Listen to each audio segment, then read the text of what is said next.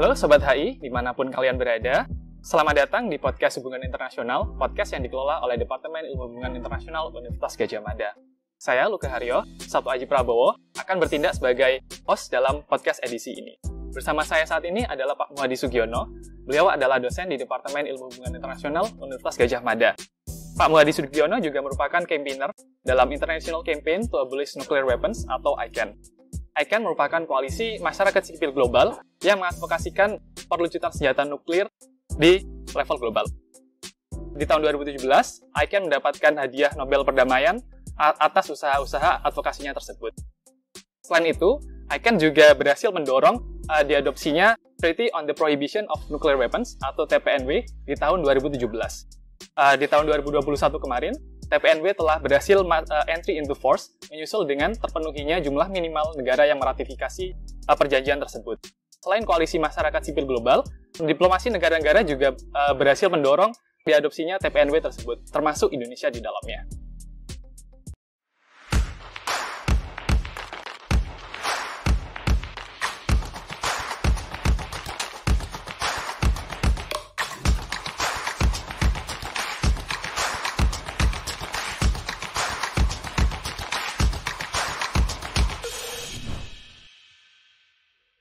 Pak Muhadi, di tahun 2022, TPNW telah memasuki tahun kedua sebagai perjanjian internasional yang telah berlaku. Namun, TPNW ini bukan merupakan perjanjian pertama yang mengatur mengenai kepemilikan senjata nuklir. Jauh sebelumnya, telah ada Non-Proliferation Treaty yang disepakati di tahun 1968 yang mengatur mengenai kepemilikan senjata nuklir. Selain itu, juga terdapat berbagai kesepakatan yang mengatur mengenai kawasan bebas nuklir dan juga pembatasan jumlah hulu ledak maupun jumlah uji coba nuklir. Di sini saya ingin bertanya, Pak, sebenarnya apa yang membedakan TPNW ini dengan perjanjian-perjanjian nuklir yang telah ada sebelumnya? Ya, terima kasih, Luka. Saya kira ini pertanyaan yang sangat menarik, gitu ya. Senjata nuklir adalah senjata yang sebenarnya dalam politik internasional sekarang ini sebuah ironi, gitu ya. Ketika PBB pertama kali mengeluarkan resolusi, salah satu yang difokuskan adalah penghapusan senjata nuklir. Eliminasi senjata nuklir. Nah, tetapi setelah lebih dari 70 tahun nuklir itu digunakan, senjata nuklir ternyata masih bertahan. Nah, memang seperti disampaikan tadi, ada banyak kesepakatan yang mengatur, membatasi, dan bahkan memproyeksikan penghapusan senjata nuklir. Dan yang paling komprehensif tentu saja adalah NPT, Non-Proliferation Treaty.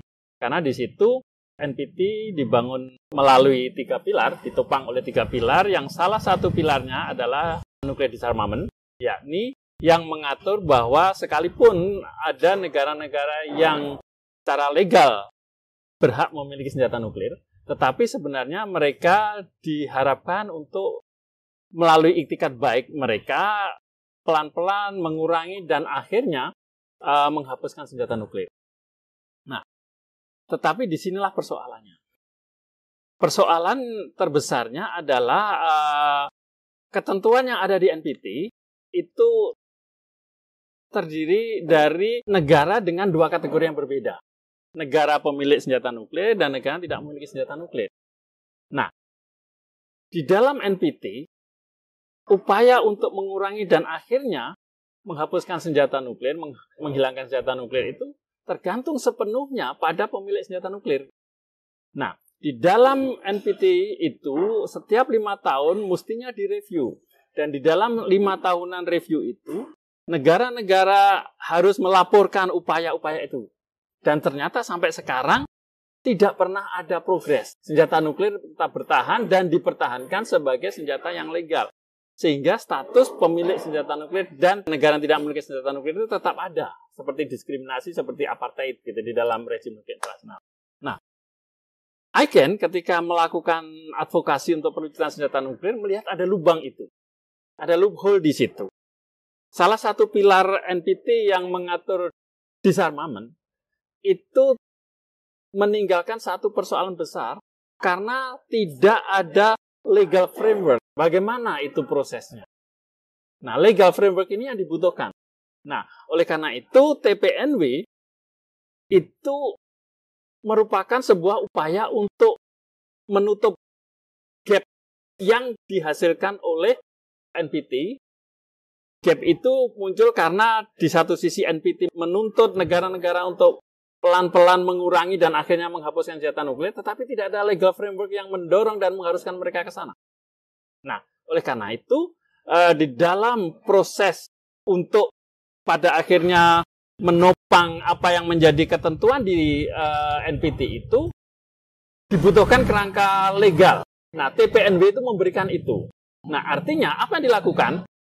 Kerangka legal itu dengan cara menjadikan dia itu ilegal dulu. NPT tidak.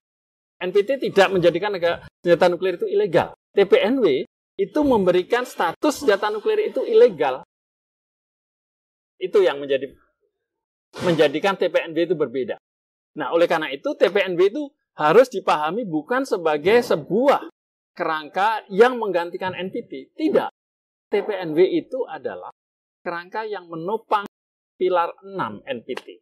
Pasal 6 di dalam NPT yang mengatur tentang disarmamen. Jadi memberikan kerangka hukum, bagaimana proses disarmamen itu dilangsungkan, kemudian time frame-nya dan sebagainya. Mekanisme-mekanisme yang lebih praktis dan berbasis legal ada di TPNW. Baik, jadi bisa dibilang bahwa NPT itu merupakan produk di tahun Perang Dingin yang lalu, sedangkan TPNW merupakan suatu bentuk update dari NPT tersebut.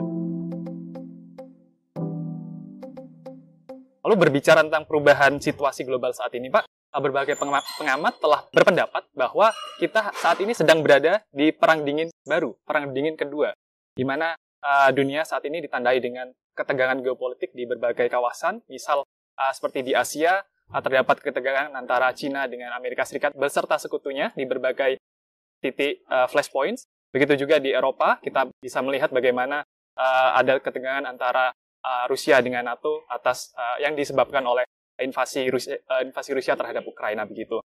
Nah, dengan adanya ketegangan ini, Bapak, kita akan menghadapi ancaman perang nuklir sebagaimana yang kita telah hadapi selama Perang Dingin pertama sebelumnya.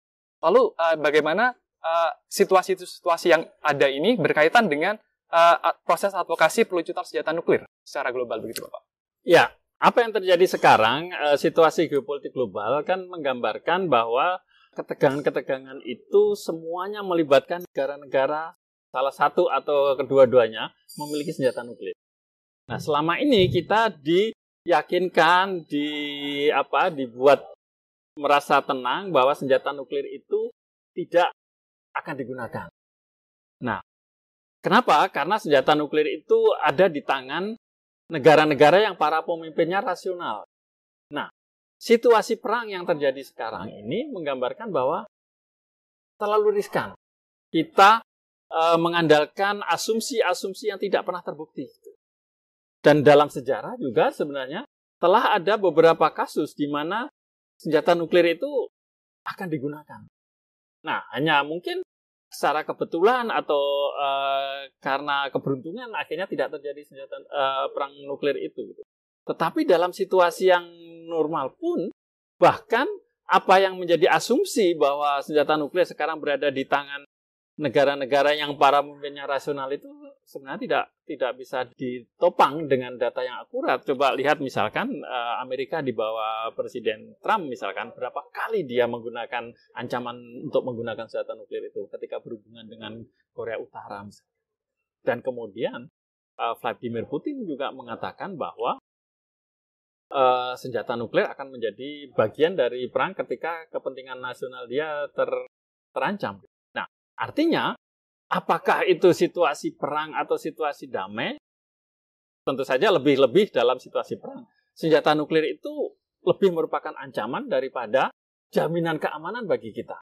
Dan kita sebenarnya di ICANN sendiri ketika berkampanye mengutip apa yang pernah disampaikan oleh salah satu pimpinan dari ICRC atau Sekjen PBB waktu itu mengatakan tidak ada tangan yang tepat untuk senjata yang salah.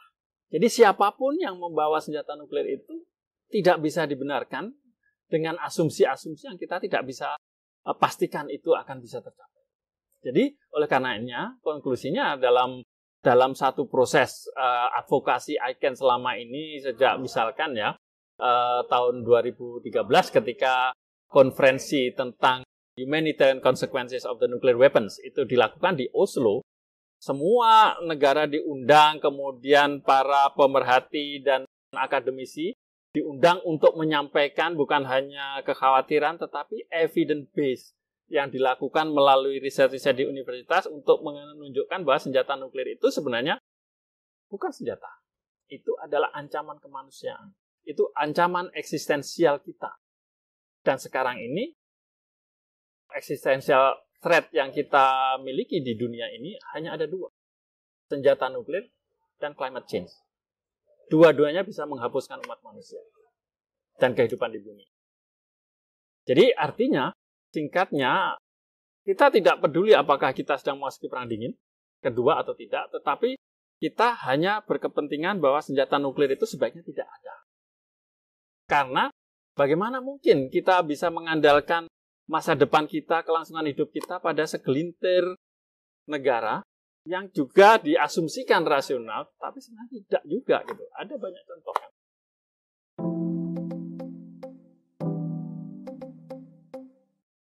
Baik, Pak Muhadi, beranjak kepada kebijakan politik luar negeri Indonesia. Sebagaimana kita tahu bersama, Indonesia merupakan salah satu negara yang sangat aktif dalam isu ini, Bapak. Bahkan Pak Hasan Brawijaya pernah berkata bahwa perlucutan senjata merupakan DNA dari politik luar negeri kita. Lalu, kita juga sangat memiliki andil yang besar dalam proses perumusan Southeast Asia Free Nuclear Weapon Zone, dan juga termasuk kita juga berpartisipasi dalam proses advokasi TPNW kemarin, Bapak. Lalu sebenarnya bagaimana sih Pak Muhadi memandang posisi Indonesia dalam isu ini? Saya kira asumsi yang mendasari mengapa kita sangat berkepentingan dengan senjata nuklir adalah bahwa kita selalu di dalam posisi yang tidak beruntung dengan senjata nuklir itu. Gitu. Kita tidak memiliki dan kita diyakinkan untuk mendukung negara-negara yang memiliki senjata nuklir itu, ya tentu saja itu semua tidak gratis kan. Nah, tetapi kalau ada apa-apa, kita juga akan terkena dampaknya. Ketika sebuah senjata nuklir meledak, ledakan senjata nuklir itu tidak bisa dilokalisir. Dampaknya sangat menyeluruh, sangat global. Presentasi-presentasi dari hasil penelitian yang dilakukan di beberapa konferensi tentang Humanitarian Consequences of Nuclear Weapon menunjukkan skala kerusakannya. Nah, artinya kita memang tidak memiliki senjata nuklir. Tetapi ketika ada negara yang memiliki senjata nuklir, itu dampaknya bisa besar pada kita. Jadi kalau kita menganalogikan hal yang sederhana yang kita baru saja alami, kasus di Kanjuruhan itu. Penonton datang, membayar, tetapi ketika ada petaka mereka yang meninggal. Nah, itu kan tidak fair. Nah, mengapa kita harus mempertahankan itu semua? Nah, oleh karena itu, kebijakan kita terhadap nuklir disarmament sudah sangat jelas. Kita tidak menginginkan senjata nuklir itu ada. Tetapi juga kita tidak diam menunggu negara-negara besar, negara-negara memiliki senjata nuklir itu untuk kemudian dengan sukarela melepaskan senjata nuklirnya, karena itu impossible, tidak mungkin. Nah, oleh karenanya kita terus melakukan berbagai aktivitas dan advokasi melalui diplomasi Indonesia. Jangan lupa Indonesia itu adalah koordinator pelucutan senjata gerakan non-blok, di mana di situ yang dibahas juga senjata nuklir juga antara lain. Kemudian Indonesia seperti tadi Luke sampaikan menjadi pionir di dalam merumuskan Southeast Asia Nuclear Free Zone, Nuclear Weapon Free Zone. Saya kira itu semua adalah upaya-upaya kita. Nah, ketika sekarang kita mendukung TPNW, sebenarnya kita tinggal memperluas cakupan yang dulu hanya dibatasi oleh Southeast Asia Nuclear Weapon Free Zone, sekarang menjadi lebih luas gitu. Jadi kalau TPNW itu semakin banyak negara yang meratifikasinya, berarti cakupan berlakunya TPNW itu juga semakin luas. Nah, sekarang ini lebih dari 60 yang sudah meratifikasi. Nah, tetapi kalau Indonesia meratifikasi konsekuensinya sangat besar karena dari sisi wilayah, dari sisi penduduk yang akan dilindungi oleh TPNW itu kan luar biasa. Oleh karena itu saya sangat senang dengan posisi Indonesia yang selalu mendukung upaya-upaya perwujudan senjata nuklir dan menjadikan perwujudan senjata nuklir itu selalu ada dalam elemen diplomasi kita.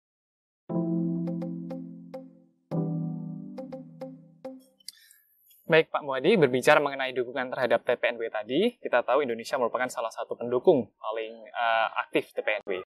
Dan juga Indonesia termasuk sebagai salah satu negara yang penandatangan pertama TPNW ketika TPNW berhasil diadopsi di tahun 2017. Namun hingga saat ini Indonesia tercatat belum meratifikasi TPNW tersebut ke dalam peraturan perundangan nasional. Nah, mengapa sebenarnya Indonesia itu perlu untuk meratifikasi TPNW tersebut? Apa sebenarnya keuntungan bagi Indonesia? Dan terlebih, ada potensi perlucutan senjata nuklir itu di masa yang dekat nihil. Dan justru ada tren menuju peningkatan kapabilitas nuklir oleh negara-negara lain, termasuk yang baru-baru ini terjadi di AUKUS begitu. Bagaimana tanggapan Bapak? Ya, ini pertanyaan menarik ya. Jadi proses ratifikasi yang sekarang belum terlaksana ya, setelah 6 tahun kan berarti dari tahun 2017 ketika kita menandatangani TPNW itu sebenarnya satu hal yang menimbulkan pertanyaan mengapa gitu. Padahal kita salah satu pendukung aktifnya dan kami di ICAN juga berharap banyak itu untuk Indonesia segera meratifikasi. Nah, kami melakukan kontak yang cukup intensif dengan Kemenlu, yakni di Direktorat Perwujudan Senjata dan Keamanan. Memang ada persoalan-persoalan yang harus diselesaikan sebelum proses ratifikasi. Di dalam hukum internasional, proses ratifikasi itu prakteknya ada dua. Jadi ada negara-negara yang ketika menandatangani perjanjian internasional, dia langsung masuk ke dalam sistem hukum nasional tanpa melalui proses ratifikasi parlemen. Nah, beberapa di antara negara-negara yang lebih dulu melakukan ratifikasi itu melakukannya dengan cara itu. Nah, tetapi di Indonesia proses ratifikasi itu adalah sebuah proses yang harus melibatkan parlemen, bukan DPR dalam hal ini. Sehingga proses di DPR itu menjadi hal yang penting. Nah, untuk membawa sebuah dokumen diratifikasi di DPR ada sebuah prosesnya, ada tahapan-tahapannya. Di antara tahapan-tahapan itu adalah harmonisasi dan sinkronisasi hukum yang ditandatangani, hukum internasional ditandatangani itu dengan produk-produk hukum yang lain di Indonesia. Gitu. Nah, sinilah proses itu rupanya cukup panjang. Dari informasi yang kami peroleh cukup panjang dan melibatkan banyak institusi yang kita kenal dengan stakeholder itu. Misalkan karena ini menyangkut senjata nuklir, teknologi nuklir, apakah konsekuensinya nanti bagi penggunaan nuklir untuk tujuan-tujuan damai, untuk medis, untuk pertanian, dan sebagainya akan terganggu atau tidak. Jadi Departemen Pertanian dilibatkan, kemudian juga BRIN dilibatkan, Debhan dilibatkan, Batan, semua dilibatkan. Nah, proses ini panjang gitu. Saya pernah ikut di dalam pertemuan-pertemuan itu dan cukup rumit juga pembahasannya.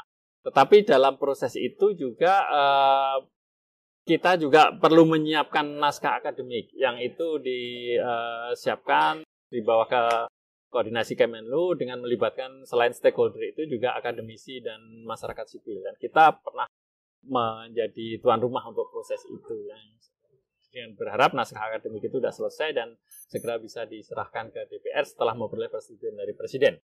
Nah, itu prosesnya. Jadi, saya kira kalau kita lihat kemanfaatan dari ratifikasi kita dan proses yang cukup lama ditunggu, ya masih bisa sangat masuk akal lah. Dan kita tidak harus tergesa-gesa karena konsekuensinya juga besar. Nah, pentingnya bagi Indonesia untuk menandatangani itu juga pertama karena kita nggak berkepentingan untuk mengembangkan senjata nuklir.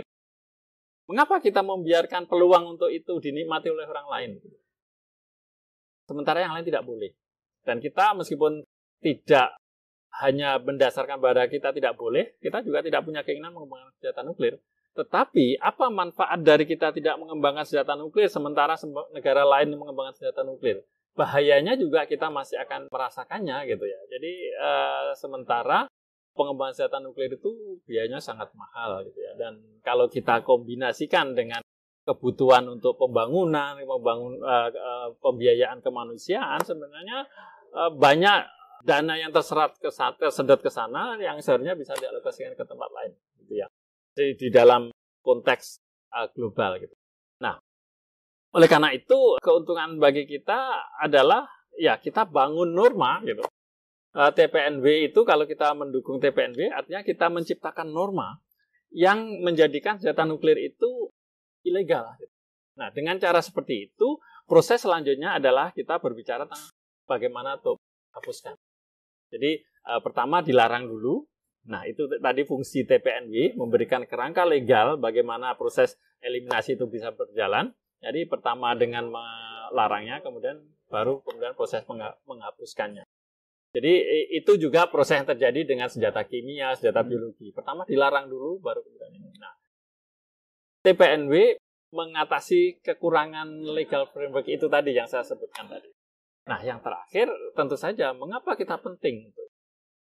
Seperti halnya semua teknologi nuklir itu selalu memiliki dua mata. Di satu sisi dia bisa bermanfaat, di sisi lain bisa berbahaya. Nah, ketika kita berbicara tentang disarmament, apa yang kita bisa lakukan? Banyak orang mengatakan, ya nanti bagaimana kita membuang senjata nuklirnya nih. Tidak begitu. Nuklir itu adalah sebuah proses fisika, kimia, dan seterusnya. Yang di dalam proses itu, saya sempat berbicara dengan seorang kolega dari teknik nuklir. Dia bercerita banyak. Itu hanya masalah reaksi yang ada di dalam entah senjata nuklir ataupun nuklir untuk tujuan damai.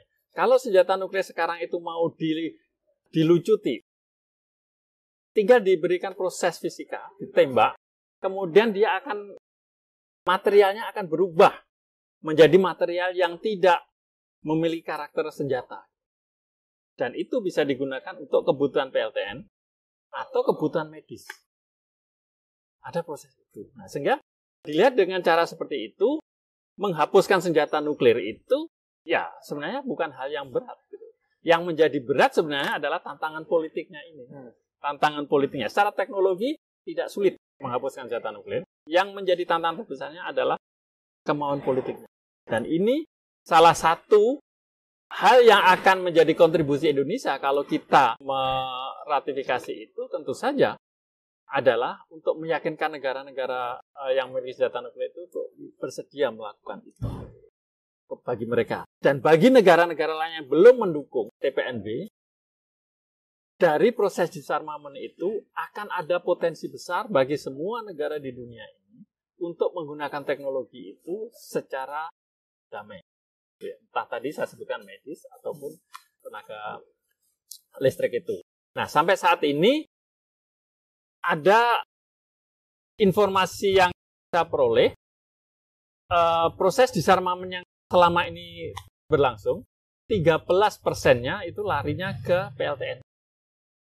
Jadi kalau sekarang itu dilakukan disarmament lebih masif, ya tentu saja PLTN akan memperoleh keuntungan dari situ.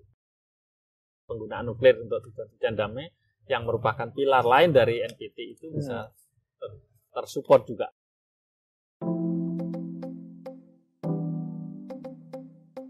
Terima kasih Pak Muadi atas insight yang telah Bapak berikan. Kira-kira dari sesi diskusi kita hari ini, apakah Pak Muadi memiliki closing statement?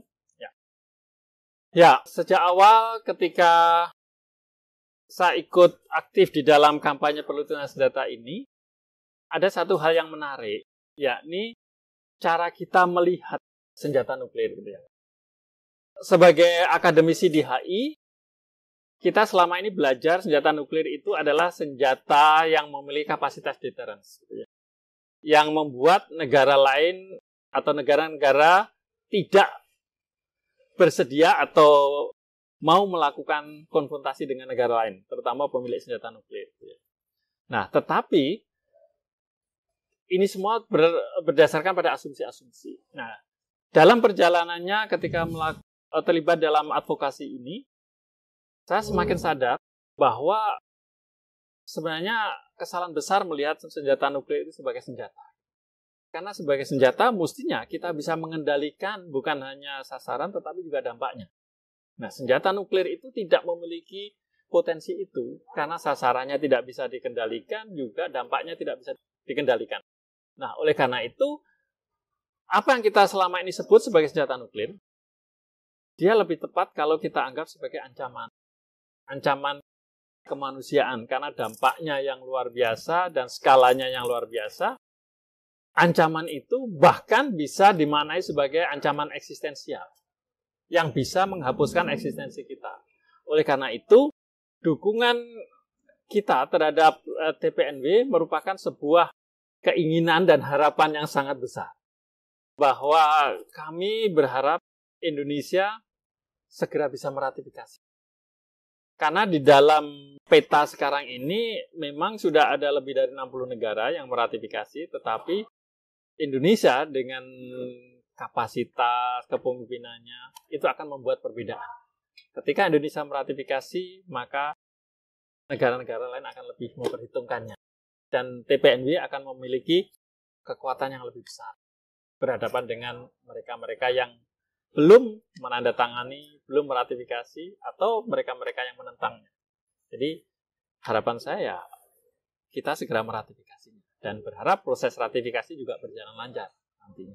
Baik, terima kasih Pak Wadi. Semoga Indonesia bisa meratifikasi TPNW di tahun ini. Harapannya. Baik, Sobat HI, closing statement tersebut menandai akhir dari diskusi kita hari ini. Terima kasih atas perhatiannya. Saya selaku host mengucapkan undur diri.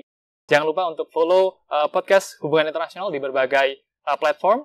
Sampai jumpa di kesempatan berikutnya dan salam HI.